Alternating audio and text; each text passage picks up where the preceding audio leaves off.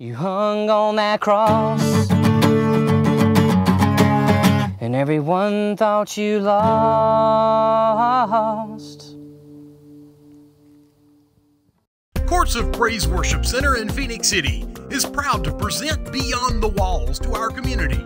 You'll find more about us online at courtsofpraisepc.com. Dress is casual and the services are awesome. Come join us and feel the power of praise. Welcome to another edition of Beyond the Walls TV. We are here today at the Junkyard located in downtown Columbus, and we're here today with Michelle Stewart, which is my personal friend, and we're going to talk to her a little bit about how the Junkyard came to be and a little bit about your testimony. And first of all, I met you here at the Junkyard as a customer, and we just had this connection, and come to find out it was Jesus. That was our connection, because we are sisters in Christ, and I love you so much, and we're just good friends. Yes. And I want you to share with us today just a little bit about your growing up and your past a little bit, and share with us a little bit about your testimony, how you came to know the Lord. I'd be glad to. It's always an honor when I get to share my testimony. Well, I grew up, as I said, in Columbus, and I was raised Catholic. I was the oldest of 6 kids. I probably have a story that a lot of people can relate to now. You hear it over and over in the news, and you hear it over and over again just in life. I grew up in a home, both my parents were alcoholics, so I was raised by alcoholics. So a very dysfunctional home. My family loved me, but our home was a home of dysfunction, and our home was a home of addiction.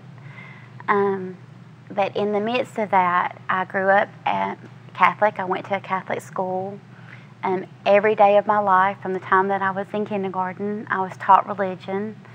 So I knew the Bible stories. In the summertime, I would go to vacation Bible school, like many kids did. But again, I knew the stories. I didn't know the Lord.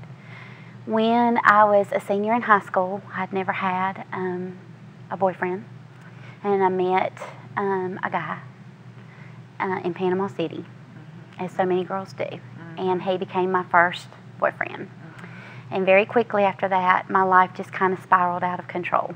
I was pregnant before I graduated high school that year, and I had met him during spring break. We moved in together, and very quickly after I had one child, I had another child on the way. So by 19 years old, I was a mother. My family had kicked me out of the home. At that time, way back in those days, it really was a disgrace to get pregnant. Sadly, it's become more common now, but then it really was Very frowned upon. Very frowned upon, and yes. not accepted. And so my parents moved me out, and within 2 years, their father had left me. I was in a very abusive relationship with him in every sense of the word, verbally, mental, abusive, and I was very young. And part of my story is I can look back now and I can see the fingerprints of God in my life, because even at 19 years old with 2 children in an abusive relationship with no family, the Lord sent a woman who had been a victim of domestic violence, and she recognized it in my life. I kept her children for her while she would go out with friends on Friday and Saturday night. I babysat her. And so she began to encourage me and shared what she went through, and it gave me the strength to get out of that relationship. I got a job at Blue Cross and Blue Shield of Georgia. It was my first job. And then I worked a second job at Hair Designs at night to provide for my kids. But very quickly, coming from a dysfunctional home, coming from brokenness, coming from addiction, looking for something to fill that void in my heart, I started going out to the bars. and I started clubbing, and I started drinking, and I started allowing all of these things into my life that I thought was filling this void that I had. That I didn't even realize I had a void. I just was hurting, and I was broken. And so when I was drinking and when I was at the bars, or if I was with men, different men, I felt an escape, you know, for that time. Put a Band-Aid on it. It put a Band-Aid on it, exactly. And I thought that I was having fun. But I didn't realize till years later, the Word of God says that there's, you know, that the way of sin is death. I thought I was fun. I was partying. I was drinking, and I thought it was a lifestyle of fun. But I didn't realize until years later how depleting that life is. But I started working at Blue Cross and Blue Shield in the midst of all of this, and this is another little handprint of God in my life. My boss, her name was Paige Warwick, and another boss, her name was Regina. They were Christians, and God gave them a love for me. And for 11 years of my life, Paige Warwick prayed for me. I'd come in on Saturday mornings and I'd be hungover, or I'd come in late during the week, and she just had a heart for me. And she meant she wasn't going to let me go, and she'd be on the other side of the cubicle, and she'd be praying for me. And I would tell her, I believe in God, because I believed in God. I grew up, and I read the Bible, and I'd been taught religion, and I believed there was a God. I just had not made Him my Lord and Savior yet. And I didn't even understand how to do that. I had no interest in it. I was having fun. And I would tell her, I believe in God, and she would say, even the devil believes in God and trembles at His name. But for 11 years, she prayed for me. And during that 11 years, I was surrounded by people that go to the church that I go to now. Paige went to the church that I go to now, and then I was surrounded by 3 women that went to that same church. And all 3 of them would witness to me and tell me what the Lord did in their life. And if I would get in trouble, they were there for me, and they would pray for me. During those 11 years, I struggled. I did get remarried when I was 24, and I had 2 more children. But we struggled. We didn't know the Lord, and we got in over our head financially, and life got hard. And my answer was to go to the bars. My answer was love and attention from men. My answer was drugs. My answer was partying. I thank the Lord I never got addicted. I wasn't ever addicted to drugs. I wasn't ever addicted to alcohol. I was addicted to a lifestyle. And when I came to the end of that lifestyle, during those 11 years, I was evicted out of 4 homes. I know what it's like to rob Peter to pay Paul. I know what it's like to not have enough gas to get to work and wonder how am I going to get to work today. I know what it's like to not know how am I going to get my children Christmas this year. And even though I went through those struggles, there wasn't a time that the Lord somehow didn't send some kind of intervention. I can remember them taking up Christmas presents for me. I didn't deserve it. My lifestyle was why I didn't have money. He always provided a way. He always. Even though you were running. Always. Or not necessarily running, just. I wouldn't surrender. Right. Beyond the Walls, presented by Courts of Praise Worship Center in Phoenix City, and brought to you by Phoenix Drag Strip, where racers, fans, and families come together for the best drag racing action in the Southeast. Building Unlimited, our name says it all, because we build it all. Commercial or residential, we've got you covered. Cuts Unlimited, from residential lawn maintenance to full commercial landscape design and installation, call us first. J.L. Thomas & Builders, over 22 years of quality home and commercial building and remodeling. J.L. Thomason, quality guaranteed. And Westwood Properties, beautiful and spacious apartment homes in Phoenix City. Call us today and move in tomorrow. Also Diverse Mechanical, for all your commercial, fabrication, and welding needs. Located in Columbus, Diverse Mechanical. Thanks to all of our fine sponsors for bringing Beyond the Walls to everyone in our community. We're back, and Michelle, you had just about reached rock bottom. I had actually reached rock bottom. During those 11 years, I had tried to free myself. I had tried to change, and I couldn't. And it came to the point where I was about to lose my job. My husband had left. He couldn't take it. The financial strain was just too much. 4 children and just life just got to us. I had attempted suicide. I think there's a lot of people that get hopeless and don't know that there's another way. So I had attempted suicide, and I just had no hope. I came home. The day I came home, I found a note from my husband that said he couldn't take it anymore, and I just broke down. But something inside me told me to call my boss, Paige. It was a Wednesday night, and I picked up the phone and I called her, and I was crying. I told her what was going on, and she said, "Why don't you come to church with me tonight?" And I said, "Oh, I don't know if I can come to church tonight. I'm just a mess." And she said, "You've got 2 choices. You can come on your own, or I'm coming to get you." So I said, "All right, fine. I'm going to go to church." So I went to church that night, and I walked into the doors of First Assembly for the first time.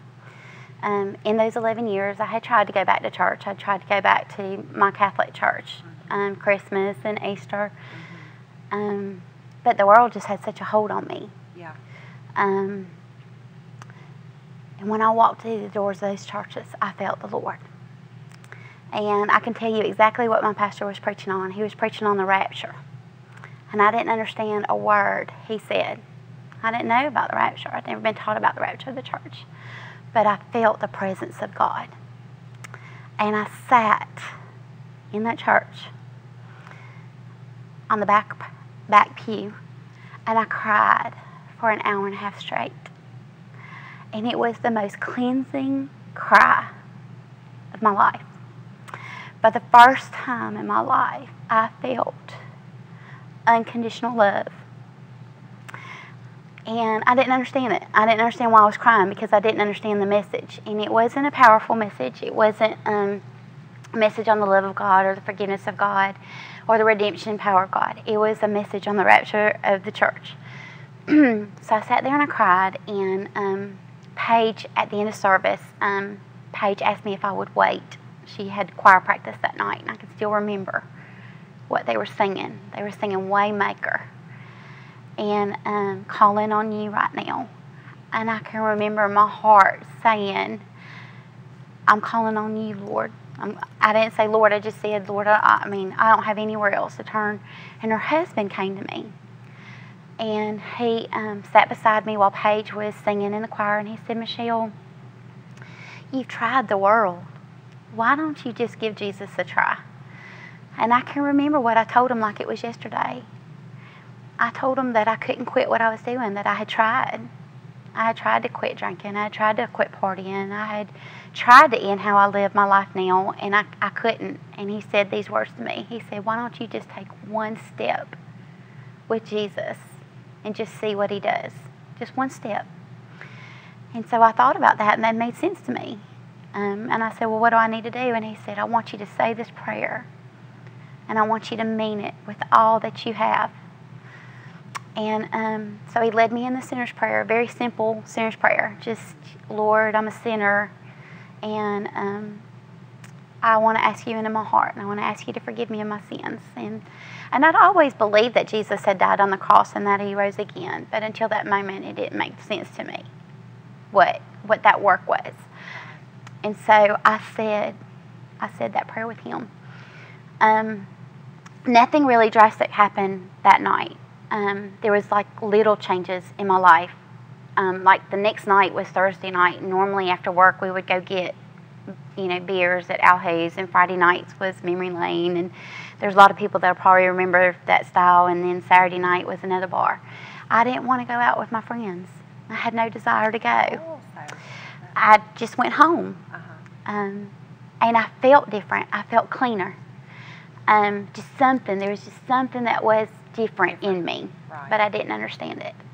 I went back to church Sunday on my own. I don't remember anything about Sunday morning, but Sunday night was when I encountered God for the first time in my life.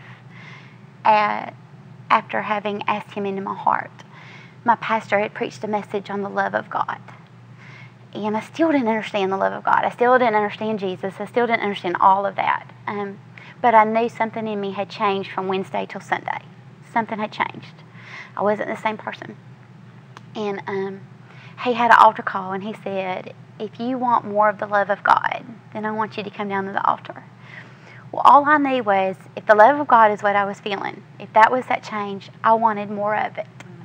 So I still was struggling. It was hard not to go out, but I resisted it. I didn't want to be a part of it. And for the first time, I had the strength to say, no, I'm just going to stay home that weekend. So we go down to the altar. I went down to the altar, and I was just shaking. I'd never been to an altar call before.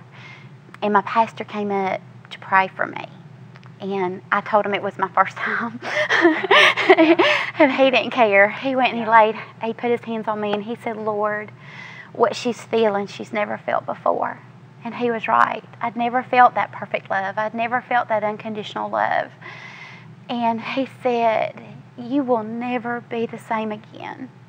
And he told me to breathe in the breath of God. And when I took my next breath, still remember like it was yesterday. I couldn't breathe. It was like it was on fire from here to here, and I was trying to tell him that I couldn't breathe. And when he took his hands off of me, it was like all strength had left me. And from that night on, I've never been the same. Never been the same. And I struggled. All my life I struggled. But from that moment on, from that time that I encountered the Lord, I began to encounter the love of God and the favor of God. His favor His grace, His mercy, began to rest on me. Now, I haven't been perfect from that time, but that's the wonderful, amazing thing about the Lord is He doesn't expect us to be perfect. If He did, we wouldn't need the cross. There's been several times that I fail, but I haven't been a failure because when I fell, I got back up again. And His mercy is new every morning. And so I had to learn that. I had to learn that His mercy is new every morning. And He's kept me. I haven't kept myself. He's kept me. And so there began to be this shifting in my life. Instead of struggling, there was favor. And I started to learn very quickly. The Lord taught me very quickly. And at First Assembly, He surrounded me, the leaders, just like I found favor in the world where there were people that sowed into my life and wouldn't let go of me. He started putting Christian people in my life. I had to let go of friends. I had to give up my friends, which was hard. And it was lonely. But when I would have to lay something down for Him, then He would replace it with something else. And He replaced it with people in the church that loved me. Right. And they began to teach me different things. And I'll never forget my pastor telling me that I needed to start praying and reading my Bible. And so I started doing that. And there was a sister in the church, her name was Denise Green. She told me that I needed to start reading my Bible and I needed to start with the book of John. And I did. And I just began to devour the Word of God. It never made sense to me. I would try to read the Bible. All those years that I was struggling, I would turn to the Bible. But I couldn't understand it. I couldn't comprehend it. It was hard for me to read. But all of a sudden, I understood the Word when I was reading it. And I can remember reading, I would stay up till 2 and 3 in the morning just reading the book of John. And I remember reading in the end that this book was written that they would believe. And I could tell you different encounters like that I had with God after I got saved. And all of a sudden, I believed. I believed every word that book said. If God said it, I knew it was true. And I grabbed hold of that word. And I applied that word to my life. And He raised me up very quickly and put me in children's ministry, which I thought was so awesome because I was like Mary Magdalene in the Bible. When He found me, it was like, you've been married 5 times and the one you're with is not your husband. Right. I know what it was like to be her. And so to take my lifestyle you know, that I lived. And then to save me, and then to put me teaching the hearts of children, That's right. investing in pure hearts that haven't been tainted by the world. Right. He trusted me to be in children's ministry. And then very quickly I got involved. If the doors to my church were open, I was there. If my pastor had an illustrated sermon, I was there. If there was a women's meeting, I was there. If there was a prayer meeting, I was there. I couldn't get enough of it. And I began to just want to share what God had done. In fact, my pastor called me ignorance on fire because I'd be in Piggly Wiggly and want to tell people how God had just changed my life just overnight. It's very exciting. It is. It's very exciting, and I still get touched when I tell my testimony. It still touches me like it was yesterday. Yes.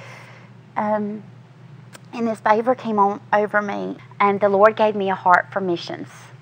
And I'd had a series of promotions, and I was working as a marketing director for a nursing home chain. And over the last couple of years, they had expanded my territory. I started out in Alabama, and then they expanded it to Tennessee, and then they expanded it to Kentucky, and then I had a home in Florida.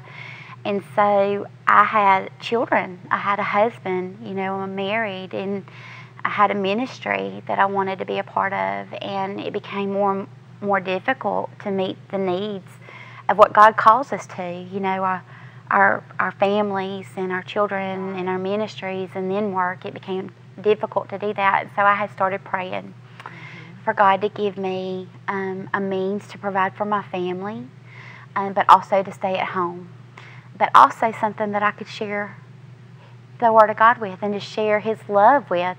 Not so much the gospel. My heart is to share the love of God. That's right. And so I wanted a means to be able to do that. And so several years ago, like I said, the Lord had given me a heart for missions. I love, my pastor has a heart for missions.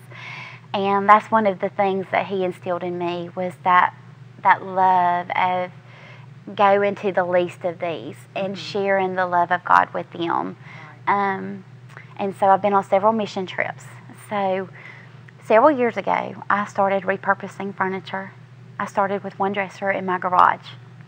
And I would sell that to make money to go on my mission trips because they're expensive. And my husband got tired of the garage being taken over with my furniture. So for my birthday several years ago, he got me a booth at Front Porch of the South. And that booth turned into two booths. And it also allowed me to sponsor one of the missionaries across seas that we go to. It allowed me to pick them up and be able to be a provision for them. Yeah. I believe if I had gotten saved when I was younger, I believe that I would be a missionary. I believe that would have been my heart. But because of my life choices, I'm not able to be a full-time missionary. So my heart was, if I can't be one, then I want to provide for one. And so that allowed me to do that.